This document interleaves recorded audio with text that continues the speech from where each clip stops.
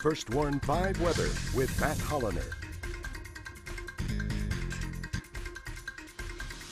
6:43 this morning, and we're not alone in seeing lots of rain. The entire Texas coast is dealing with that broad area of low pressure. Again, at one point we thought perhaps there was a potential for it to develop. It was always a small chance, and sure enough, it stayed unorganized. But just because it's a broad area of low pressure, not a closed circulation, doesn't mean you can't see a lot of rain. And we will continue to see lots of rain because this area of low pressure isn't going anywhere for the next 3 days. It's going to be hanging out along the Texas coast.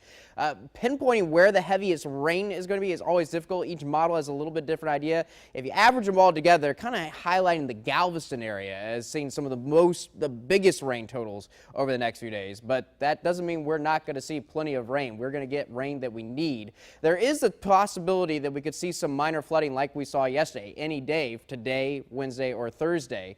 But it's going to be isolated. Most of us will not see that. It's just going to be a matter of where the storms play out. At any given time, there's going to be rain in the valley today. It's just not going to be over one spot all day long. There are going to be breaks for the most part. Now, if any rain happens to hang out for a couple of hours in one spot, that's where we'd have to watch out for some minor flooding. Of course, we'll just have to keep you posted, and we'll be sure to let you know. If any flood advisories are issued, we'll let you know. And actually, a great way to do it is by the KRGV weather app. You'll get an alert right on the app if a flood advisory is issued for your area, like we saw yesterday in Cameron County.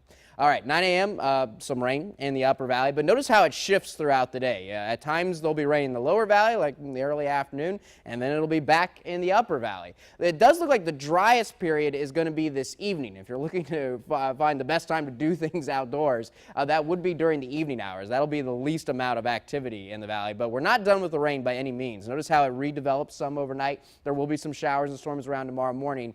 The best chance of rain every day is going to be in the afternoon. That's when we're going to see the heaviest rain because that's when we're going to have the most thunderstorm activity. Tomorrow it kind of looks like the early afternoon, maybe the very peak of it, but there's still going to be rain around in the early evening hours tomorrow and during the overnight hours Wednesday night and on into Thursday. It looks like another wet day on Thursday, another good chance of rain. So how much more rain are we talking about? Well, I think many in the valley are going to see an additional 2 to 3 inches of rain. If you average what all the models are saying, it comes out to about 2.5 inches. So that's what I think many will end up seeing. But there are always exceptions. Some could see as little as an inch. Others could see perhaps 4, maybe even 5 inches. And so there are some big totals coming our way. There is a chance for flash flooding. But again, keep in mind, this is today through Thursday night. So all this rain falling over a pretty long period of time. So overall, that is limiting the flash flooding risk. It'll be isolated. There could be some areas that see some flooding, but it's not expected to be widespread. So we do not have a flash flood watch. If there was a big threat of flash flooding, you would see a flash flood watch issued.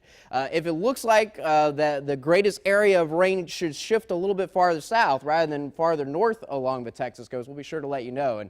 But right now, it doesn't look like that. The model's kind of keeping the heaviest rain up to our north, but there'll still be plenty of rain here. And with all the clouds and rain, only a high of 88 today. That is about 5 to 10 degrees below normal for this time of year. Again, the driest period is going to be during the evening hours, just isolated showers. But I do think there's going to be some redevelopment overnight, scattered showers. You might even hear a rumble of thunder during the overnight hours, a low around 77.